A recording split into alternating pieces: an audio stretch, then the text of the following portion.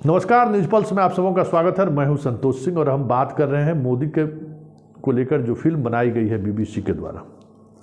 आज अमेरिका ने अपने देश में वो प्रतिबंध जो शुरुआती दौर में प्रतिबंध की बात आ रही थी उसको हटा दिया और कहा है कि ये फ्रीडम ऑफ स्पीच या यह फ्रीडम ऑफ मीडिया के खिलाफ होगा अगर हम अपने देश में इस पर प्रतिबंध कर देंगे। एक बड़ा झटका है भारत सरकार की उस मनोवृत्ति का, जिस मनोवृत्ति के सहारे मीडिया का क्या हाल है तो देख ही रहे, तो कोई नई बात नहीं है।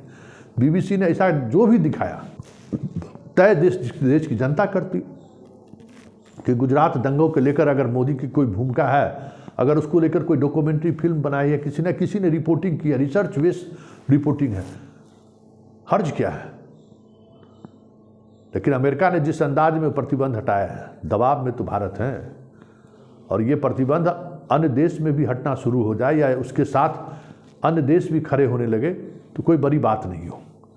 भारत के अंदर भी जेएनयू और जामिया में जिस तरीके का विवाद चल रहा है फिल्म को लेकर, हालांकि विवाद के बावजूद भी बीजेपी इस बार सतर्क है कि उसको हिंदू मुस्लिम नैरेटिव की तरफ बढ़ाने से पता नहीं क्यों बच रही है, वजह जो भी हो। लेकिन ये कोई नई बात नहीं है कि भाई जब दंगा होता है किसी भी राज्य में, या चाहे वो दंगा किसी भी तरह का दंगा हो, किसी भी तरह की हिंसा हो, एक सच ये है कि बिना स्टेट के इन्वॉल्वमेंट के या स्टेट के चुप्पी के बगैर इतने बड़े लार्ज स्केल पर घटनाएं नहीं घट सकती है। अपने भागलपुर का ही देखिए ना, भागलपुर के बारे में क्या कहते हैं लोग कि भागवत झा आज़ाद और सत्येंद्र नारायण सिन्हा के बीच जो सत्ता को लेकर जो संघर्ष हुआ था, कांग्रेस की जो आपसी संघर्ष था, उसका नतीजा भागलपुर दंगा था। और दंगा के दौरान पूरी तरह से सिस्टम दंगाइयों के साथ खड़ा रहा। ये बात के दिनों में अनुसंधान में भी ये बातें सामने आई। शुरुआती दौर में भले ही ये दंगा पर मुसलमान हावी रहा होगा या मुसलमानों की तरफ से इस तरह की चीज़ें हुई होंगी भागलपुर के दंगे में भी, लेकिन बाद के दिनों में जो कुछ भी हुआ, जो तस्वीरें सामने आई, वो बगैर स्टेट मिशनरी के उदासीन हुए बगैर संभव ही नहीं है।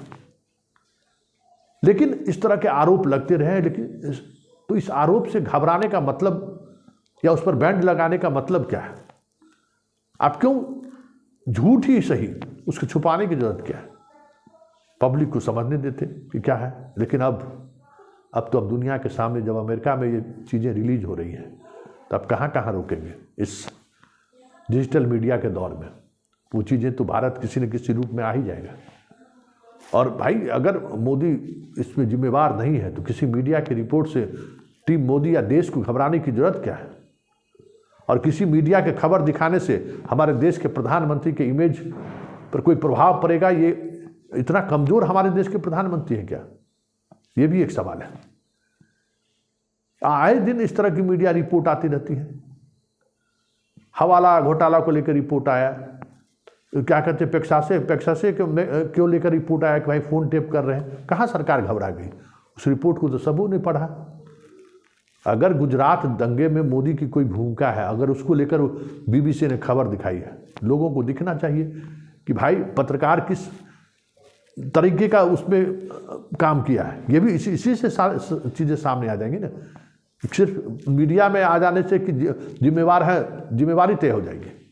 पूरा जुडिशियल प्रोसेस उस कांड में रहा है। हम नरेंद्र मोदी को जुडिशियरी के द्वारा क्लीन चिट दे दिया गया। अगर मीडिया के पास कुछ नई चीज़ें आई हैं तो उस नई चीज़ें पर बहस होनी चाहिए। रोकने से तो हमें नहीं लगता है कि कुछ इसका हल निकलने वाला है, क्योंकि ये चीज़ें पब्लिक डोमेन में आएगी ही आएगी। क्योंकि कितने रास्ते को आप बंद करेंगे, और अब तो अमेरिका सामने आ गया है। देखिए, हमें लगता है कि देर सवेर भारत को भी जो प्रतिबंध लगाया है उस प्रतिबंध को हटा लेना चाहिए।